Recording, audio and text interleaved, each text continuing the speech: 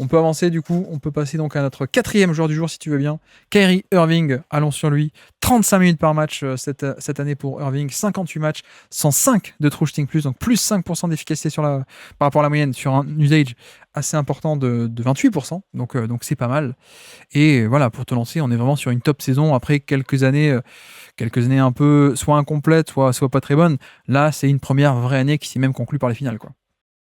Ah bah, de tous les arguments que j'ai dit sur le changement de rôle de Karl Anthony Towns, on peut dire la même chose sur Kyrie Irving. J'ai adoré sa saison.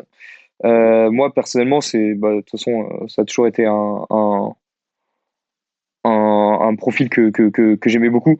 Offensivement, même s'il n'est pas élite, élite de élite, il est plus que bon, mais surtout il apporte aucun compromis offensif.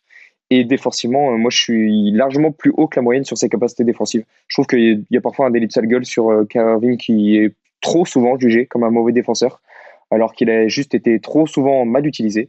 Et moi j'adore Kyrie Irving pour débuter. En tout cas, Non, mais la force principale de son profil, et depuis toujours, c'est le fait que c'est pas justement un porteur de balle un peu classique.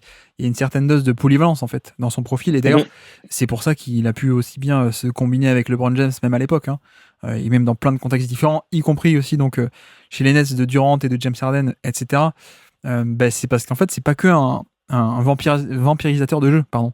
Et il y avait un peu, tu sais, cette critique quand il est arrivé de ouais, mais il y a qu'un ballon entre Doncic et Irving. Et oui, Irving, tu regardes ses highlights, oui, c'est beaucoup de porteurs de balles, c'est beaucoup de crossover, c'est beaucoup de step back, de pull-up, ok. Mais sauf qu'en fait, dans le jeu, ça a toujours été un mec qui, d'ailleurs, à la fois, n'a jamais été complètement au même niveau que d'autres mecs qui peuvent être héliocentriques, justement. Donc peut-être un peu moins fort que certains autres sur cet aspect de jeu direct, on va dire. Mais de l'autre côté, quelqu'un qui a toujours été beaucoup plus polyvalent, beaucoup plus utilisé off-ball, beaucoup moins vampirisateur de jeu, donc très passeur, très cérébral, mais pas un passing à haut volume, pas un passing, je vais garder la balle très longtemps, mais des lectures intelligentes. Et comme dit, hein, la balle reste pas entre ses mains très longtemps comme beaucoup. Donc moi, c'est ce que j'aime depuis toujours en fait avec lui, hein, c'est cet aspect de polyvalence avec, en plus à la fois où c'est un des slashers les plus spectaculaires de l'histoire sans doute, mais qui en plus est un shooter d'élite. Et ça aussi, je pense que peut-être parfois on sous-estime à quel point c'est un shooter d'élite depuis toujours, qui est quasiment à 40% à 3 points depuis le début de sa carrière en fait, hein. Donc on a ça. Mais je dis ça aussi pourquoi? C'est parce que comme tu as commencé un peu à le dire, bah ouais, l'association avec Doncic, elle était parfaite et on a vu que ça a été soit le mec qui faisait le spacing autour de Doncic, soit ça a été l'homme de main de Doncic, c'est-à-dire, bah tiens, je te donne la balle et tu vas finir, tu profites déjà d'un petit décalage, soit sinon, il a pu aussi gérer la seconde unité ou même certains passages avec les titulaires. Et en fait, voilà, tu peux l'utiliser un peu comme tu veux et ça marche quoi avec Irving. je pense que, comme tu l'as dit, il y a un peu une erreur de casting de la part du grand public sur Kyrie Irving. Ça n'a jamais été ce meneur héliocentrique, passeur Ouais. qu'on a bien voulu vendre à sa sortie de Duke. Mais en fait, on a avoir autant d'efficacité et de polyvalence balle en main, c'est assez rare pour un joueur de ce niveau-là. Il est capable de porter la balle à haut niveau. Il a quand même 28% d'usage. Efficacité au tir, tu l'as dit, il est à 105 de true shooting plus. Il fait très très peu d'erreurs balle en main. Alors oui, il n'a pas un passing monumental, mais il fait très peu d'erreurs balle en main. En termes de turnover, il est 95e centile à son poste. Donc c'est dire que il a tellement pas de compromis en termes de danger balle en main, de danger dans le mauvais sens, hein. Quand tu lui donnes la balle, ça veut dire que t'as pas peur Ouais. de prendre une contre-attaque dans le nez. Donc c'est quand même hyper important pour un joueur qui porte autant la balle. Mais oui, il n'est pas ce créateur primaire qu'on aurait voulu à un stade de sa carrière quand il arrive à Boston. Il a un ratio d'assists par usage il est 21e centile à son poste, 0,7.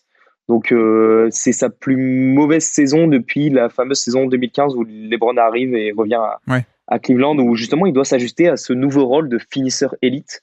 C'est ça, ouais, c'est vraiment le côté homme de main de LeBron ou homme de main de Doncic. Donc moins accès passing et vas-y, tiens, t'es scoreur d'élite, quoi.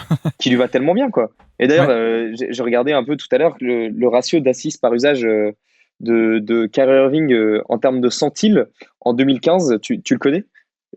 À quel niveau il est placé dans la ligue? Centile, alors c'est par rapport à son poste, mais il doit être dans le 10e centile, un truc comme ça, non? Assez bas, non? Il est zérotième centile.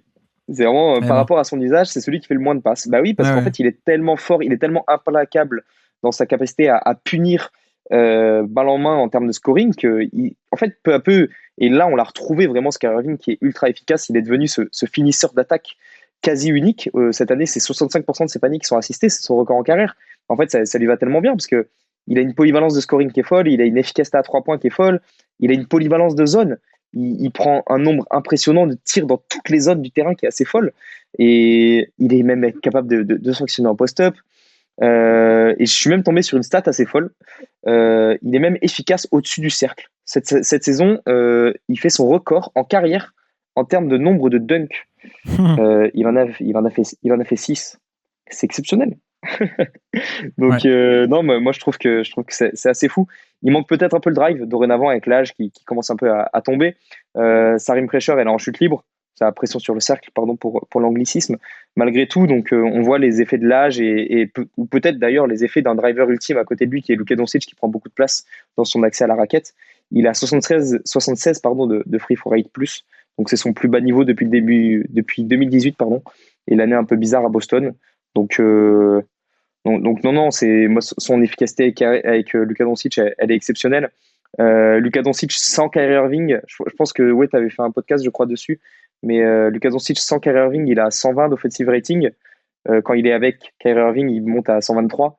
Donc voilà, Kyrie Irving est tellement une menace, est tellement un soleil, pas de playmaking, mais un soleil de shotmaking, de danger au niveau du scoring que ça aide tellement Luka justement dans ses lignes de drive, dans ses lignes de passing game, etc. C'est assez fou. Bah, même pour compléter sur les oui que tu viens d'évoquer, donc les With or Without You, effectivement, les deux ensemble, on est à 123 d'offensive rating, donc c'est très bien. Quand il n'y a que Doncic, on est à 120, mais quand il n'y a que Irving, on est aussi à 120. Donc, à la limite, le niveau des chiffres, on s'en fiche, juste savoir que c'est assez haut, mais juste pour dire aussi que bah voilà, ça se maintient, quoi. Donc, c'est pas du tout le même style d'attaque quand c'est Irving qui a la baguette. Mais voilà, moi, tu vois, par exemple, on a affaire à un shooter d'élite qui bah, pour une star, c'est un mec qui fait quand même beaucoup de sorties d'écran. Et ça, tu vois pas toujours beaucoup de meneurs héliocentriques justement faire ça. Et lui, il fait des sorties d'écran. Il est aussi beaucoup utilisé. Alors, je vais pas le répéter. On l'a répété à peu près deux fois par podcast en playoff et beaucoup de podcasts en playoff. Mais c'était un peu l'atout tactique hyper intéressant, hyper important pour Doncic parce que Irving, c'était le shooter d'élite qu'on mettait à une passe près de Doncic. Et donc, quand Doncic fait son drive, par exemple, il va driver main droite, on le fait driver main droite exprès parce que sur ce côté-là, il y a que Irving. Et donc, bah, le défenseur d'Irving, c'est est-ce que je vais aider sur le drive et Tu je l'aides, laisse voilà et Irving est ouvert et donc il peut punir, ou est-ce que je jette pas parce qu'il y a Irving et du coup ça libère le drive d'autant plus facilement pour Doncic. Enfin bref, il y a cet aspect aussi tactique hyper intéressant, quoi, hyper important. C'est pas pour rien qu'ils sont allés le chercher lui, le front office de Dallas à mon avis. Et même tu vois, tu parlais du drive, et je suis d'accord hein, que un peu il y a une sorte de déclin, mais par rapport au volume, parce que en termes d'efficacité, par contre, on est toujours élite, quoi. Il est 11e meilleur driver de NBA en termes d'efficacité sur les points partis en fin de drive. 11e meilleur sur presque 60 joueurs à plus de 10 drives par match. Donc parmi les gros volumes, on va dire. Donc il est hyper efficace aussi là-dessus. Il est efficace à 3 points. Il est efficace un peu partout, en fait. Hein. C'est ça qui est génial. Et même sur la défense, je te rejoins que, bon, c'est pas la folie, mais on-ball, ça tient plutôt pas mal. Et off-ball, moi j'ai toujours aimé, mais depuis 10 ans, hein, depuis plus de 10 ans, son intelligence et son activité off-ball qui est pas celle d'un Kyle Lowry qui va faire un dépassement de fonction incroyable et faire de la protection de panier, ou Marcus Smart aussi, ou des trucs comme ça. Non, mais tu sais, c'est que des petits détails. Je fais un stunt assez intelligent, je sais comment faire la rotation, etc. C'est pas une énorme plus-value, mais un mec qui sait se retrouver dans une défense collective, ce qui n'est pas forcément le cas de certains joueurs qui peuvent avoir des trous d'air ou qui laissent des cuts dans le dos, ils se rendent pas compte, ils n'ont pas l'attention, etc. Lui, il a pas ça, donc c'est assez cool. Et donc, bah, tiens, on peut faire la transition vers le classement, si tu veux bien. Où est-ce que tu l'imaginerais alors dans ce classement, Kyrie Irving? Moi, personnellement, je l'avais juste devant. Dans le mien, je l'avais juste devant Karl Anthony Towns. Vraiment une place devant. Donc peut-être, du coup, voilà, aux alentours de Domantas Sabonis. Mais tu avais aussi Towns oui, au-dessus de Sabonis, c'est Tout ça, à fait. Tout à à la fait. Ouais. base. À Et l'origine. donc actuellement, ce serait donc zone un peu Gobert-Sabonis. Alors Gobert-Sabonis-Towns. Bah, pour le coup, ce n'est pas fait exprès quand tu m'as donné la liste, mais moi, dans mon classement personnel, j'ai vraiment 29 Kyrie Irving, 30 Anthony Towns, 31 Domantas Sabonis. Ok. Je me pose la question par rapport à Gobert, en dessus ou en dessous. J'aurais tendance à mettre Gobert au-dessus, personnellement. Pour cette Je année, suis en tout cas. d'accord. Je suis d'accord. Il est particulièrement optimisé et donc productif cette année 2024, Gobert. Mais du coup, je me dis, est-ce qu'il faudrait pas peut-être revoir Mitchell? Parce que tu vois, Mitchell Irving, Je sais pas, ça me paraît pas évident que Mitchell soit à ce point devant Irving. Il y aurait peut-être duel, donc je sais pas, peut-être que à terme on fera monter Gobert aussi devant tout ça et on aura Mitchell et Irving un peu ensemble, quoi, parce que ils font pas le même métier, mais en termes de valeur, c'est peut-être pas forcément si différent, quoi. Tu vois, Mitchell est sans doute un peu plus responsabilisé, pardon, à la création. Mais Irving, comme on l'a dit, même s'il n'a pas que des ballons, que de la création, il y a aussi pas mal de valeur par ailleurs. Donc, et puis meilleur en défense, je trouve aussi.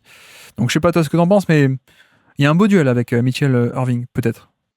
Je pense, Ouais, mais je pense que le volume qui est capable de prendre Donovan Mitchell aujourd'hui échappe un peu potentiellement échappe à ce que peut faire Kyrie Irving en termes d'efficacité. ouais, c'est vrai, c'est vrai. Je pense que là, on a une magnifique saison de Kyrie Irving parce que justement, il perd du volume. Il perd, c'est pas négatif quand je dis il perd, mais aux côtés de Luka Doncic, il a perdu du volume qui l'optimise quand Donovan Mitchell est dans une équipe où je pense personnellement, il n'est pas forcément des plus optimisés. Donc, Ouais. par rapport au contexte, j'aurais tendance à toujours garder un peu Donovan Mitchell devant en 2024.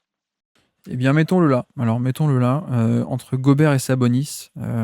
Ça me va. Tu vois, Sabonis, par exemple, je pense qu'en termes d'impact offensif, il y aurait peut-être match, et même je le mettrais au-dessus, mais le compromis défensif est trop gros. Donc, je préfère une version de Irving qui est un peu comme Towns, mais même encore meilleur, je trouve. Mais bon, bref, on est dans la bonne zone, hein, je pense. Je pense qu'on est dans la bonne zone, a priori. Et donc, petit quiz pour finir.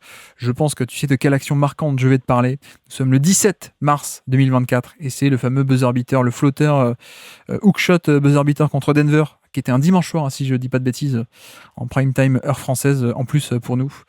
Qui est sur le terrain? Est-ce que tu peux me citer des joueurs sur le terrain au moment de ce buzzer beater de Kyrie Irving? Et ben, on est sur une fin de match, donc c'est pareil, ça aide un peu. Je vais dire Ah Luka oui, Doncic et Kyrie Irving, du coup. ouais. Je vais dire, on est après la trade deadline, donc je vais dire Gafford. Non, Gafford n'est pas sur le terrain. Donc ça doit être Lively. Ce n'est pas Lively non plus, c'est quelqu'un. Tu sais, quand tu vas au McDo, parfois tu demandes un menu best-of ou alors un menu. Euh, euh, Je t'ai perdu. C'est quoi le plus gros Max menu? Smart. Non. Waouh! Ah, mais je cherchais les noms de famille. Un menu Kléber, bien évidemment. Non, un menu Maxi best-of. Même Maxi Kleber, effectivement. Maxi Kleber, ouais, tout à fait. C'est vrai qu'il n'était pas encore au fond du trou par rapport à après. Moi j'aime bien hein, Maxi Kleber, je suis un peu comme Ouais, toi. Je vais dire PJ Washington. oui, tout à fait. Et pour finir, je vais peut-être dire Josh Green Non. Quelqu'un qui était à la fac avec Trey Burke, si ça te et parle, Tim ça. Hardaway. Tim Tim Hardaway. Hardaway Junior, en effet. Tout à fait. Et côté Denver, c'est un peu le classique à Denver, hein, pour le coup. Bon, bah là, on va dire Murray, KCP, Porter Jr., Gordon et Jokic. Et ben voilà, c'est plié. Les titulaires emballés, c'est pesé pour Denver. Voici pour cette action.